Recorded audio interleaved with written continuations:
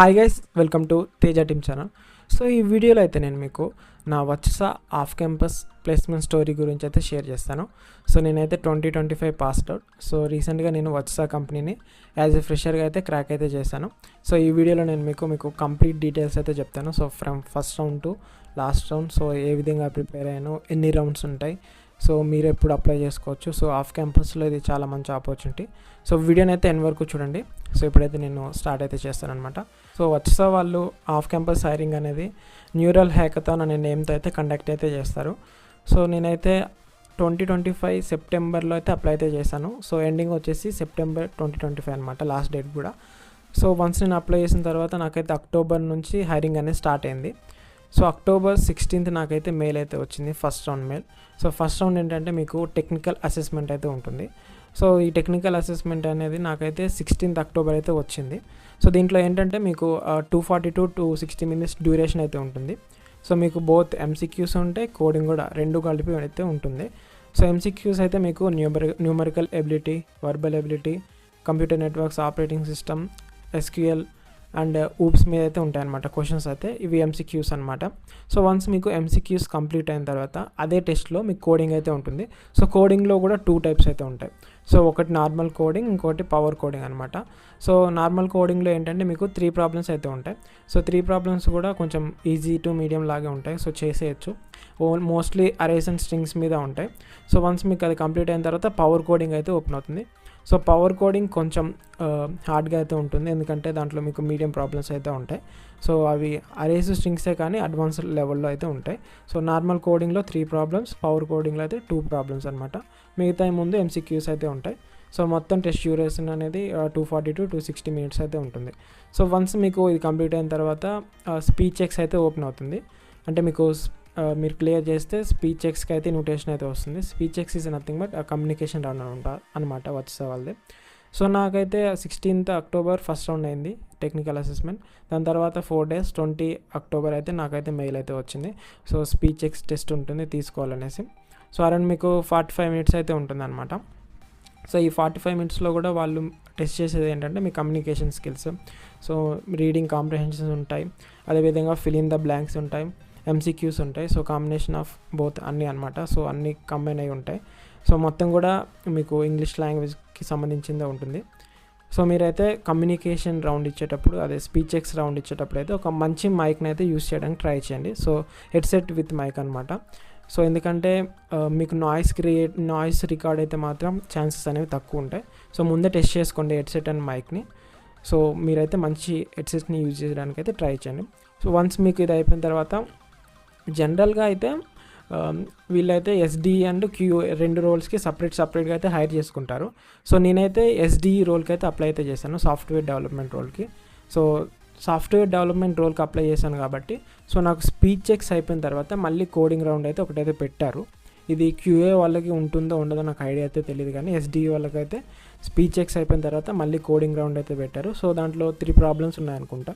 So ఆ 3 problems కూడా చేసేయచ్చు. అవి combination off easy and medium.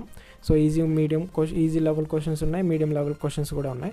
So once మీకు ఆ కోడింగ్ క్వశ్చన్స్ అన్నీ అయిపోయిన తర్వాత మీకు ఇంటర్వ్యూకి అయితే ఇన్విటేషన్ అయితే వస్తుంది. సో నాకైతే 23rd October third round of coding అయితే అయిపోయింది. సో దాంట్లో 3 ప్రాబ్లమ్స్ ఉన్నాయి. సో ఫస్ట్ రౌండ్ కోడింగ్ కాకుండా మళ్ళీ స్పీచ్ ఎక్స్ తర్వాత మళ్ళీ కోడింగ్ రౌండ్ అయితే పెట్టారు. సో దాంట్లో 3 to 5 ప్రాబ్లమ్స్ ఉన్నాయి. ఐఎమ్ నాట్ షూర్, 3 ప్రాబ్లమ్స్ అనుకుంటా. సో 3 ప్రాబ్లమ్స్ క్లియర్ చేసిన తర్వాత మీకు ఆటోమేటిక్గా ఇన్విటేషన్ మెయిల్ అయితే వస్తుంది. సో మీరు దానికంటే ముందు లొకేషన్ ప్రిఫరెన్స్ అయితే చెప్పాలి.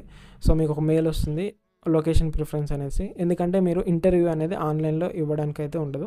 సో మా బ్యాచ్ అప్పుడైతే ఇంటర్వ్యూ అయితే ఆఫ్లైన్లో అయితే ఉంది. సో మీరు లొకేషన్ సెలెక్ట్ చేసుకోవాలి. సో లొకేషన్ సెలెక్ట్ చేసుకున్న తర్వాత వాళ్ళు ఇంటర్వ్యూ షెడ్యూల్ చేసి మీకు మెయిల్ అయితే ఇస్తారు. ఆ టైంలో మీరు వెళ్ళేసి ఇంటర్వ్యూ ఇచ్చేసి రావడం అనమాట. సో నాకైతే 14th November ఇంటర్వ్యూ మెయిల్ అయితే వచ్చింది, face to face interview. 14th November, 14th November వెళ్ళాను. సో వెళ్ళిన తర్వాత ఏంటంటే అక్కడ సర్ప్రైజింగ్లీ మళ్ళీ ఇంకొక కోడింగ్ టెస్ట్ అయితే పెట్టారు, ఆఫ్లైన్ కోడింగ్. సో ఆఫ్లైన్ కోడింగ్లో ఏంటంటే వాళ్ళు ఒక కోడింగ్ ప్రాబ్లం అయితే ఇచ్చారు.